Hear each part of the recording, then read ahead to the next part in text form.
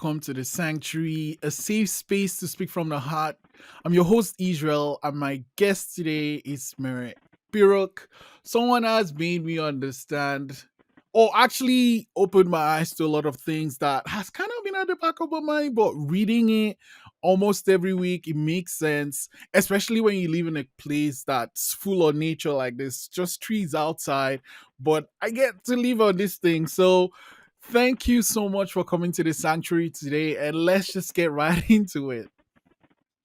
All right, Israel, thank you so much for having me. I'm very excited to be here and talk a little bit about unplugging, spending more time offline, outside in nature, or just even doing things in your house and away from what I call the digital noise because it can get very noisy online, as we Mm, all know.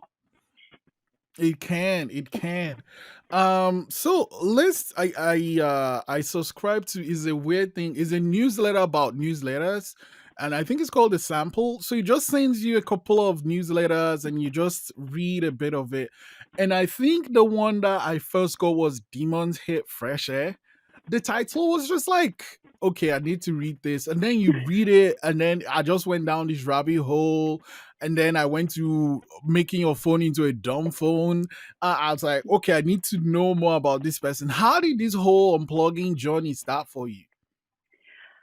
It actually started back in 2011 when I was in high school, about to graduate, and I noticed, no, actually going into my 12th grade, and I noticed that I was just like addicted to Facebook. Like I would check my notifications and then I would log out because there's nothing or I have, seen everything. And then I like my instinct is to go back on. And I would be like, what's going on? Like I just checked everything. I've seen the messages. Why does this need just continuously like just the need to want to log in back onto this platform?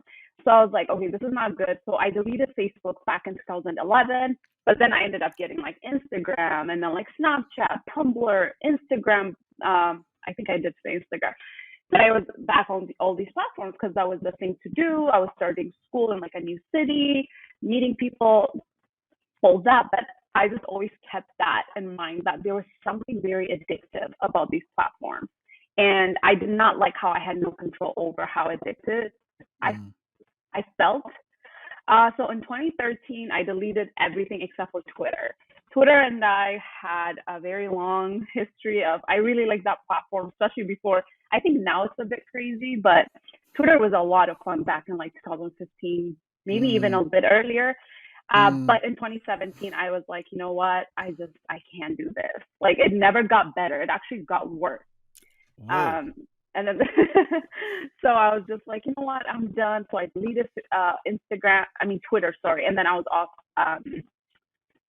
social media for 3 years. And then I decided to come back on Instagram for the only reason being I wanted to kind of share the message of unplugging, spending time offline. But then I was right back to all the reasons why I left.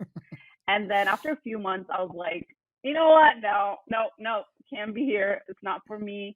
So I left social media and I do a lot of other things to spend less time online and just connect with life like in my surroundings instead of just scrolling.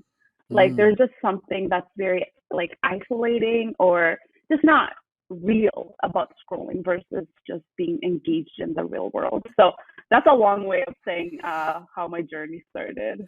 No, no, that totally adds up. Because actually, let's talk about those 3 years. How was it? How was it 3 years where you're totally off social media? Amazing. I honestly like recommend it to everyone.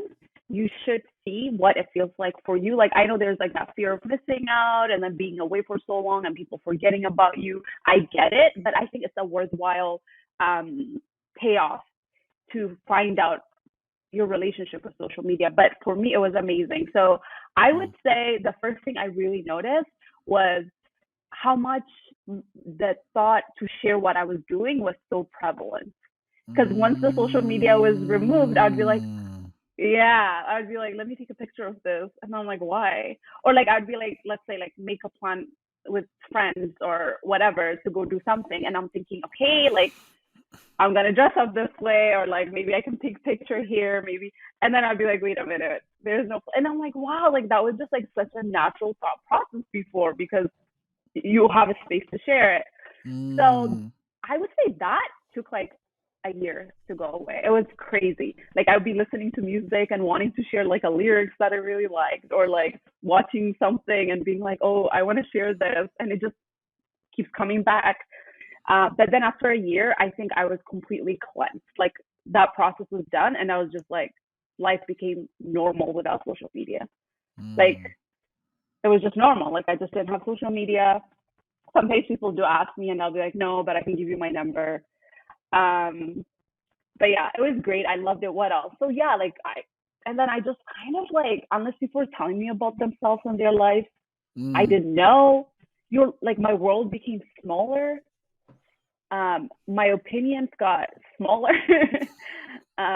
But it wasn't like I was super disconnected because I was still on the internet, just not on social media.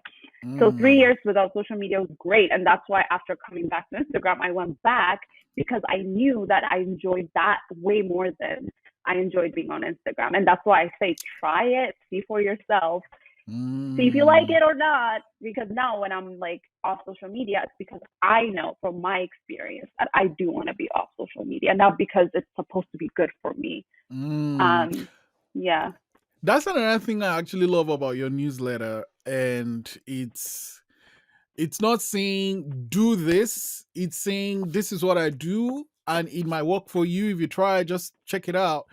And I love that. I love that approach yeah, better than saying, "Oh, I did this. It works. Do it." yeah. Versus, "I did this. It might work for you. Just give it a try." I really love that approach. Why do you take that Thank you. approach, though? I take that approach because like um they're just different contexts, different lifestyles, different everything, right? So there's no way one thing that works for me might work for you or for someone else. Like for instance, like I know some of my readers are students. That's a completely different lifestyle than if you're, Mm-hmm. living with someone. Like I started this journey before, like when I was a student myself and I was single, and now I'm married, and like it's different because hey, I can disconnect for 3 days. Families and friends can reach me through my husband. Like they just need to text him. I'm there. When I was a student living alone, I couldn't do that because how else are they going to get to me? So there are just so many approaches you can take. So if I was to tell you, you know what, unplug for, like, put your phone away for 3 days. Mm, Can you do that? Like, there's just, again, different contexts. So I mm, really like, and I also like that approach when I was reading other people that are writing things to inspire me, whether it's like newsletter about creativity or even just unplugging. Like I liked when the approach was like, hey, look, this is what's working for me. And this is mm, why me. And I'm like, oh, I like that rather than being told, oh, 20 ways to unplug. And it's like, no, I don't want to do any of that because it doesn't fit my need. Um, so yeah, like I really like the approach of like, this is what I'm doing. This is what has worked really well for me, and use that as an inspiration to unplug and try things, not do exactly what I'm doing. mm, And I think because of that, like my readers connect with me more. mhm. I don't know, maybe just like who likes being preached at, right? Like I don't know. I don't. Yeah. So I take that approach. If I don't like it, I don't do it to other people. Yeah, yeah, yeah, yeah. One thing, and it's in one of the recent newsletters that was sent out, was you're off Netflix and all this, and I'm like, Oh my god. Best decision again. yeah. So, what's the reason? I mean, I've read the newsletter, but talk a little bit more about it. What's the reason behind that one, and what changes have you noticed? Yes. Okay, so I'm not going to tell you to delete Netflix, to delete Hulu, whatever. But the Mm, decision behind that was that like I in general, I'm not a big fan of watching TV. Like I don't have the attention span for it. It's not the most enjoyable thing for me, but my husband definitely enjoys watching stuff. And mhm, I just noticed that like it was just so easy to be like, you know what, let's watch one episode while we're having dinner, and then it turns to three episodes 3 hours later, and I'm just like, wait, unplugging is not just about leaving social media. if I'm spending 3 hours watching a show, I'm not doing the things I can do offline, which is the whole goal for me. Like, Mm-hmm. to me, it's not like, oh, I'm off social media. Who cares? It's more of like, because of that, I'm doing these other things. I spend more Mm-hmm. time reading. I spend more time going out for a walk or hiking or, working out, like just doing things that I know are better. On the phone with my family for like hours, like that's Mm-hmm. what why I did that. So it didn't make sense for us to be spending a lot of time watching TV. Mm. And the other reason, so it's like trying to save time. The other reason was, and do other things. The other reason was that like I have become kind of like, I don't like the subscription model. It's part of my digital wellness journey. I think there's just something not right to me about, you get so many, like you get access to so many stuff, but it's rented, its own rent. And I am thinking, if I'm gonna do that, there are other ways I can do that, which I use my library. So your public library, a lot of public libraries let you stream movies, shows, all that on Canopy. So what that does for me, one, like I said, I'm not supporting the subscription streaming model that I don't agree with. Two, I get to support my public library, which I really believe in. We should all be supporting public libraries. They should not be closing down because people are not utilizing them. It's free resource. It's for the public. It's good. We Mm-hmm. need that space. And the other thing was also, I wrote about this, like, so Canopy, like the streaming service my library gives me, I get only 10 movies a month. Guess what that means? I only get 10 movies a month. I like that. It limits my options. It makes me appreciate what I have, and that's it. On Netflix, anyone can relate to this. You've spent at least half an hour trying to choose, and you can still watch millions. Like, it's, yeah, and I don't like that either. And that's why I also gave up Spotify, Apple Music. I like limits, and I think it's good for us to have limits, especially with entertainment, the digital space. Mm. So there are a few things I'm saying here, but I like the limits. And then for my music, I use my public library. I borrow a few albums a month and I just listen to them. And then when they're done, guess what? I play them again. It's okay. I can listen to 2 albums a week and that's all I listen to. That's fine. And I enjoy them. I love them. I discovered like certain songs I wasn't a big fan of before in the albums of an artist I love, or I discovered new music. Like, and that's also, I'm trying to keep that like in mind of like, when we consume art, just being like really into it, not like, oh, start this movie, Mm. 10 minutes later. But if you only have 10 movies, guess what? You're going to watch that movie because you're like, I wasted one play. Like, I'm not just going to not watch it. And you might end up liking it at the end. So, Yeah. yeah, I'm just saying it. But I'm not saying you should do it. I'm just saying that's why I do it. And if you're Mm. inspired by it, maybe try it and you might like Mm. it too.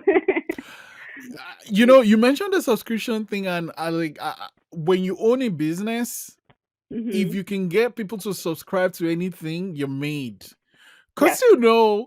every month you get X dollar, like it's Yes. recurring. It's just like, so if you're just doing tiny maths, if Netflix has say 100 million people and all of them are paying $10, let's say, Yes.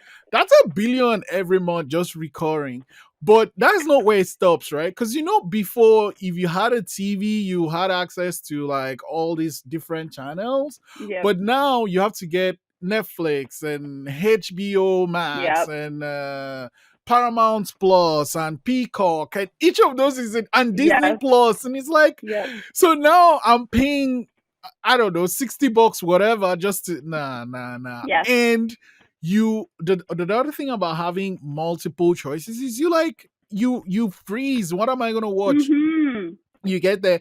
I'm like, okay, so this thing studies how I watch what shows I like, and it suggests shows, but the suggestions are just crap or whatever. So I'm Yes. gonna like scroll. That's how I was doing this thing, like, what am I gonna watch now? There's Yep. actually I think a comic of someone trying to watch a show, and every night they just fall asleep trying to find a show they want to watch. Oh my god, that's so true. So And yeah, let's talk about, yeah.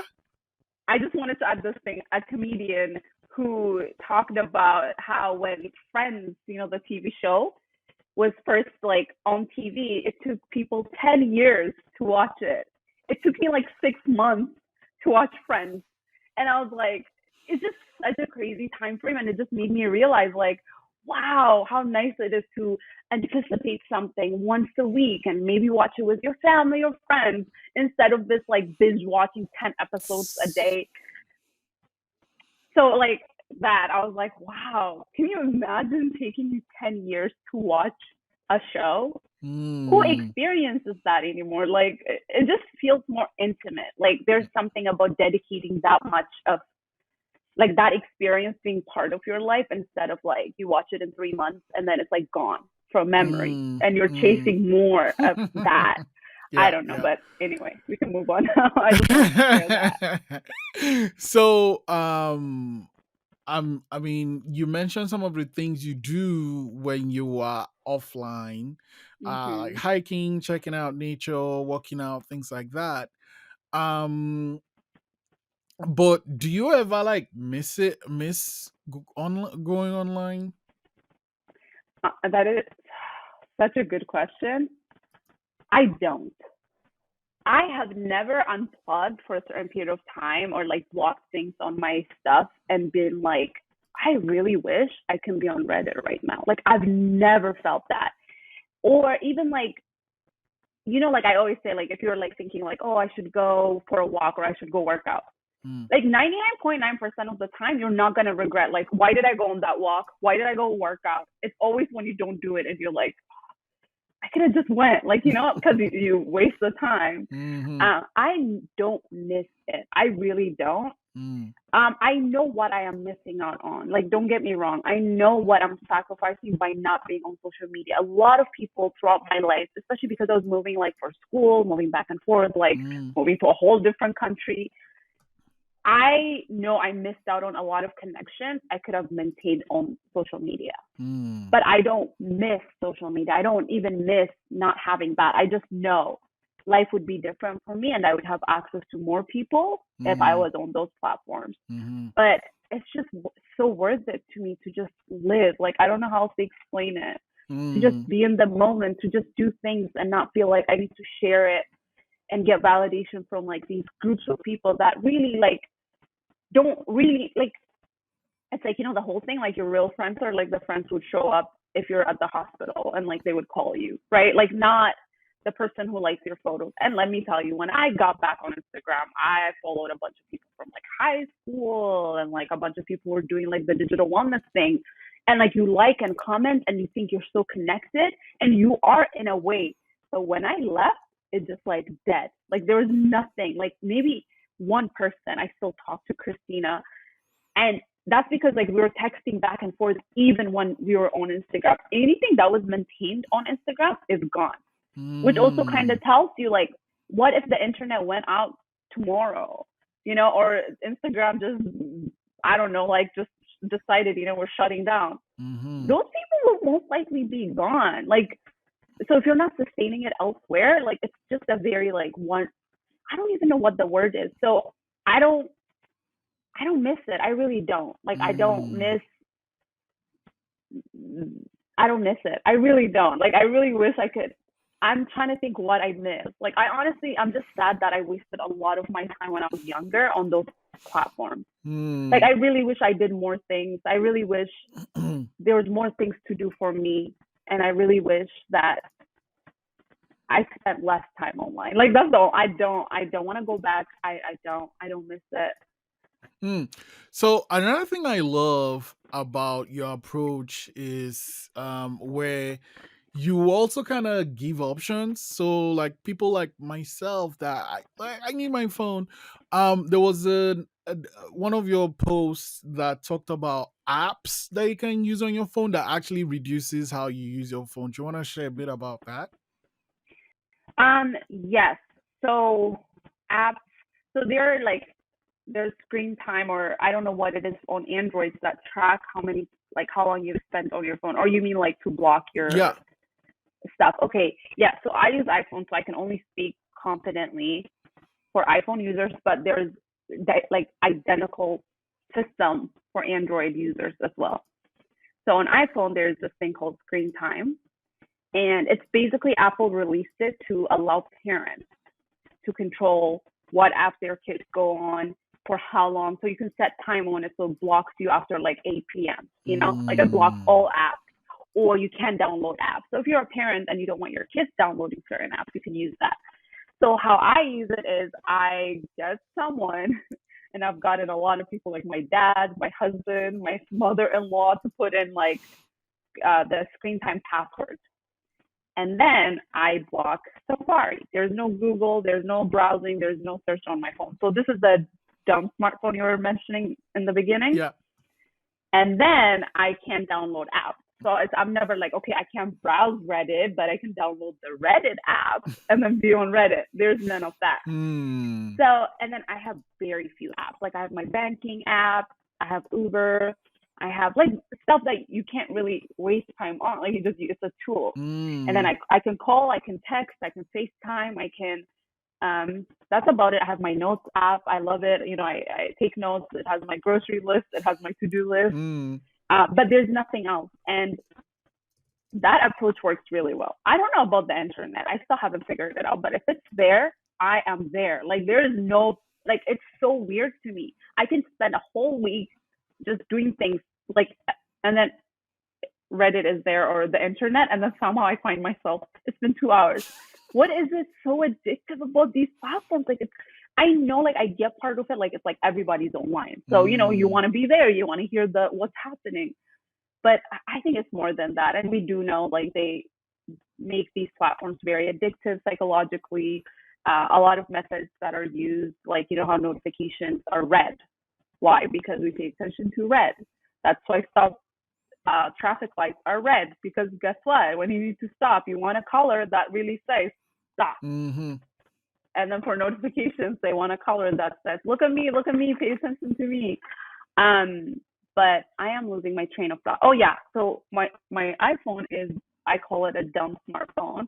It's still a smartphone. It still gets me. Let me tell you, I need my maps because I need to get around. I don't have sense of, so I'm not giving up a smartphone. Like I have decided that. Like I'm not like, I really admire people who've gone back to like flip phones, and if it works for your lifestyle, again, right? Your Mm. lifestyle. That's why you can't tell people, oh, I switched to a flip phone and you should like, it's the best thing. It could be the best thing, but if it doesn't work, it doesn't work. So I Mm. found my way of like removing the stuff that really bugs me about my phone, and then keeping it for what, it's still a smartphone. It's still great. Like I said, maps, my notes, I can call Uber, I can check my, money real quick just by logging in, but I'm not browsing. Mm. I don't, nope, I don't need to download any apps. So, and that's something like you can, again, like I said, you can also just do like, maybe for, if you have your social media apps, you can just like make it block you off after a certain point, Mm. right? Like after 8 p.m. And then you can ask someone to put the code so you're not like, oh, well, like I can just get it for like an hour, right? So there's different way of doing it. I only share what works for me because of what I wanted my phone to do for me. Mm. And that is, I want to use it as a tool. Like I want to use my phone as a tool, and a tool should not distract you. A tool should not be, it should only be used when it's needed. Oh, I need to make a call. Oh, I need to get somewhere. Yeah, it's Um, funny you said so make a yeah. call because I don't think people make calls lately though. Like people really don't make Isn't that calls. so funny? That was why the like phones like main use should be making calls. Nobody really Yep. does, and And you mentioned that thing. I remember the documentary I watched. I can't remember the title now, but it was talking about social media and all these things they do. the social dilemma. Yeah, that's it. Yeah, yeah, Yeah, and it was like holy smokes. And the thing that really worked for me with that documentary is that it's people that actually builds these things, so they know what they are yes, talking about, and it's like, oh man, yes. why do we do this? Oh my god. And it's like they build this monster and they are trying to take it down, and this monster is massive. So Nah, yeah. yeah, I'll just kind of go back to what I started with. Demons Head Fresh Air. That was the one that pulled me in. What was the idea behind that blog post? So the idea behind that blog post is creatively taken from Austin Kleon. He writes newsletter on creativity. He has a few books. He's amazing. Like, I love his stuff. I'm subscribed to his newsletter. I get a lot of inspiration from him. So he had a post titled Demons Hate Fresh Air. And it was just like, it just, like you said, like it's like it spoke to me. And a lot of times we think we need to do things because they're supposed to be good for us, right? Like, oh, go for a walk. It's good for you to move, exercise, get fresh air. Cool. But like the whole idea of like demons, like that, like whether that's like your stress or your, if you're are going through depression or like, things are those, if we consider those to be our demons, and then to like frame it as like they hate it. If you go for a walk and you get that fresh air, you could they're not going to be there with you because they hate that. And it was just like, oh my god, that is so true. And that really like changed my relationship with like going for a walk. And I even like kind of like reframed it for myself as like, hey, I can take my demons for a walk with me on this and get fresh air. Let's get fresh air together. My anxieties, my fears, my worries, my loss, my pain, whatever it is, like let's go. Let's just get that fresh air. It will feel a little bit better. So, and that kind of goes back to like, I try not to be preachy. Like, I don't want to write about why walking is so good for you. Like, you know what I mean? Like, don't we all know that? Like, do we need one more person on the internet to write about why walking is good for you? No, we don't. Amen. Okay. So I like approaches that just kind of like take a concept and reframe it in a way that can really like connect with the person reading it. So that connected with me. So I took it and tried to share with my readers. And like I said, I only tried to write about things that I find interesting or I find you like really just because I do believe you have to make people feel. And that's the only way they're going to grasp something. If they don't feel, it doesn't matter. Like, again, everybody knows you should go for a walk. There's no one in this world that's like, no, that's such a horrible idea and never, like, you know what I mean? But doing it is hard, and you can get over that hunch, like that resistance by reframing it and really feeling what you're saying or what you're hearing, like just like, oh. So yeah, sometimes I don't want to go for a walk. I don't want to put on my shoes. I don't want to put on my jacket. It's cold here. I don't want to go outside. It's windy. But I just tell myself I will feel better. I'll take my demons for a walk. And yeah, sometimes like I'd be like putting on my shoes. I'm like, yep, I know, but we're gonna go for a walk. I know you don't want to. I know you want to stay in bed, sad. No, let's go. Come on, let's go with me. Like, and it works. I don't know. So maybe that's like an addition to that idea. Like you can also just kind of like take them with you. Along. Yeah, take them along. Yes. So I guess now, what are some? You have your I guess restrictions in place. You've made your phone a dumb phone. Another thing that also stood out for me was like this night routine you had or have. Do you want to share a bit about that? Okay, so just honesty time, like that's one place I really struggle with and that I'm not happy with. Like I do feel I'm online, like very close to bedtime, right? Like I really want to work on that. I did recently write about this idea of like, I titled the Willpowers for Losers because like every night I tell myself, you know what, today I'll just go on my phone or like my laptop. Like, I have like apps on my phone where I can read e-magazines. Listen, it doesn't matter. It's not social media. You should not be on your phone right before bed because the blue light ruins, your sleep. I'm not very like technical with the things I understand, and I try to make changes based on what I understand. So, and every night I'm like, you know what, today I'll start tomorrow. It's been years. That's the one thing I struggle with the most. And each night I make myself, like just force myself to read a book before I sleep. I swear the next morning I wake up and it's like a refreshed sleep. Like, I don't know what it is. Like I wake up kind of like feeling good, remembering how like I fell asleep reading and like how good that story I read was, because I try to read things that I like. I don't force myself to read things I don't like because life is short. Yeah. There's way too many books. Don't read books you hate. Like I don't care if it's on top 10 list for the last 1500 years. I don't care. Like if I don't like it, I don't like it. Mm. So again, that whole idea of like I try to be very compassionate with myself. So I'm trying to build a nighttime routine where in that post this I shared this article where this girl created like a bed for her phone. So you like literally put your phone to bed. Now, I use my phone for my alarm, and I have tried other alarm clocks throughout the year, and I hate them.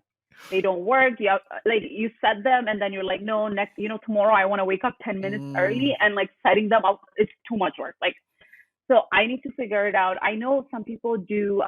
They just use like a very old smartphone, and they use that just for alarm, Oh, and then you don't connect it to the Wi-Fi, right. nothing, so you don't have to worry Mm. about that. So I'm thinking because that needs to be figured out. Maybe I can just ask my husband, like, can I use your phone for alarm? Again, I have that option, so I can say, oh, every night I put my phone to bed and never mention how I'm using my husband's phone for alarm, and someone can do that. Mm. This is what I mean. Like, you just have to think about your life and your lifestyle and what's all the tools available for you. Um, so reading before bed is so good. So I am doing a little bit better. The past few weeks have been like, I would say a little bit better. And the other thing is also, if my phone is not with me, I go to bed, I read for like 10 minutes. I'm so tired, I fall asleep. Mm. If I'm on like a laptop, whatever, sometimes my iPad and I have internet access, somehow I'm awake for like until 2 a.m. Where's the sleep? Where does the sleep go? That's always there when I'm reading a book. I just want to know. Can somebody tell me, Yeah. please? You know what I mean? I'm like, are you for real? Like, we're just gonna stay up all night? And it's because like again, the blue light, the dopamine hit, like just like one more. It's always one more. I don't know. So Well, you're laughing because you relate, right? Like I feel I always say, like, are we just all living the same life in mm. different bodies? Because like every time I talk about this, people are like, yes, me too, and I'm like, yeah, like we're just all going through the same thing. So just my nighttime routine, I'm really working on that because a lot of things have improved so much over the Mhm. years, but I want to get that part right because like it's like how you end your day is really how you start your day, and then how you Mm. start your day is how your day goes. So I've always found if I have a great night where like the other thing we're doing now with my husband is like I work out, come home, eat, and then we try to go for a walk. Like if we don't have anything Mm. else, like and then you come home and it's like 10, and then we're like, all right, let's go to sleep instead of like, oh, like it's 8:30, like you want to watch. And then that's also the other thing. Things just add up. Like because now we don't have Netflix, all that, we're just Mm. like, oh, it's 8:30. What are you gonna do? I guess we'll go for a walk. Like it's a lifestyle hack. Like just making it work for you. So yeah, I'm trying to do more like go for a walk and then come home, read a bit, and then go to Mm. sleep and just put my phone to bed. Whether that's like you can actually buy there's like a phone bed you can buy for $75. Okay, don't do that. I'm sorry. No, no hate to the person, but why? Like I don't know. Just put your phone away. Like I feel like we're put it on like a desk away from your bed. I don't know. Just I don't know. Mm. But anyway, so that's where I'm at Let's with my talk nighttime about your routine. writing. I mean, I love it, but I'm curious when it comes to writing all these posts you write, what's your process for writing them? Mm-hmm. My process for writing is one, I do things like I like let's say like about Wednesday, Thursday, I start thinking like, okay, like how am I trying to unplug this week? Am I doing anything? So let me give you an example. Yesterday I unplugged for 20 like the whole day night, right? 24-hour unplug. But before I did that, Friday I came home from work and I was so exhausted and I was like, I need something this weekend. Like something just to unwind, pause. And I was like, oh, it's been a while since I just like put everything away. Because what's the number one stressful thing in our lives today? The emails, the phone calls, like, just somebody always reaching for you or so I just think about that and then I was like, oh, that would be a great Mm. topic. So I do it and then get some pictures and then start. Now I'm thinking like Friday, Saturday, today, tomorrow, like I'm writing it, I'm drafting it. So, like that, like the life, you have to like do the lifestyle. You can't just, like, I can't just do whatever and then like think I can have an idea. Mm. The other thing I do is, which I got from Austin Kleon, is that input equals output. So you have to consume things besides like the doing, the act itself. Like I try to read things that inspire me, Mm. right? Because quotes, for instance, I share a quote every week. That doesn't just happen, right? Like I'm reading a book and then I see it and I'm like, oh, I'm gonna share Mm. that, right? So it's just like a process of like always consuming things that help me, like inspire me for something to share, and then doing things so I can like think about it and be like, this is how this works. This is how I failed. This is, like I'm learning too. Like that's what I say. Like I am not writing because I am here and I know everything and I'm trying to tell you. I am writing because I'm trying to do something and the learning from that. Mm. So I always try to do things and then input, like consume things that are inspiring. I actually last week, my newsletter was, what was it? Don't just do something, stand there. And it was a quote I saw that inspired that whole thing. So it's because I'm reading and finding things, and I was like, oh my god, that is so good. Like, because the actual quote is what? Don't just stand there, do something. But it just kind of like don't just do something. Stand, like pause. Like we're always doing things. Like stop. So like you see what I mean? Like sometimes I find the quote and it becomes something. Sometimes I watch something that, so the input becoming Mm. output. And sometimes I do something like unplug for 24 hours and I'm gonna write about that and then figure out things that fit Mm. that. It's a process, but it's a living testament to the process. Is that like what I'm trying to say? Is you have to experience it to write about it. Mm. It doesn't just happen. I think we have this idea like creativity, art, just like is in you, and then just like woo. No, never. I have never sat down and had like, oh, well, I guess today is the day to write. Let me never, ever. Yeah. If anybody does that, good for you. Like I am so happy for Mm. you. But so anyway, Man, Mehret, that's is always awesome chatting with you. Before I let you go, I'm going to ask you this question. I know you've done this for years and years now. What are some things yep. you are looking at moving forward? How are you gonna just put me on the spot like that? Geez, thank you. Um, okay, so small things, fixing my nighttime routine, just personal things. I really want to get that in order. I want to um have more things to do offline because I find sometimes I struggle still, and just kind of like maybe like hiking, go travel and hike like beautiful places. Like Michigan is gorgeous and Toronto also has like a gorgeous area, but you know make Mm. it bigger, like you go for a walk, but like don't always walk around your neighborhood because that can get boring, etc. So Mhm. that's personal.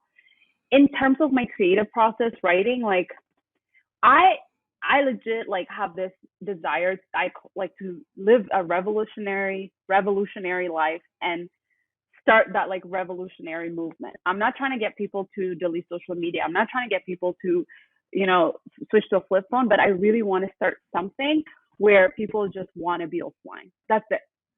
It's not even about quitting, deleting apps, none of that.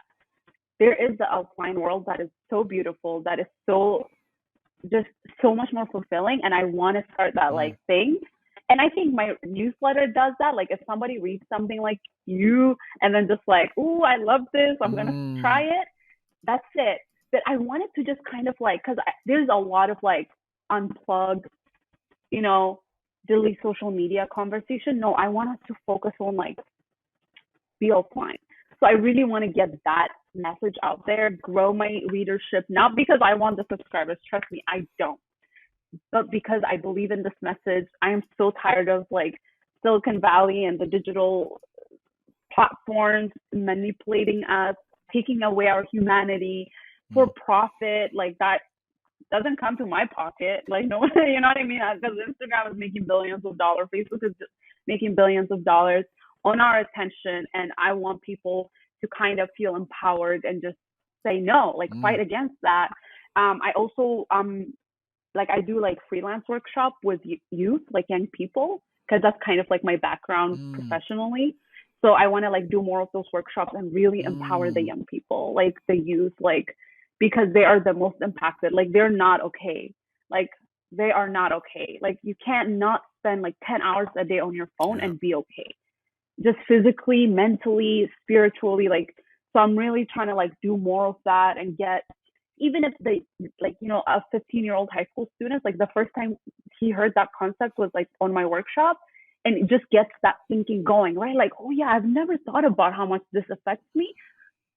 Yes, you know what I mean. And then maybe goes tell his friends, you know what, no, I'm not going to be Mm, online tonight. I'm not going to play video games. I'm going to go hang out with my aunt or my mm, grandma, whatever.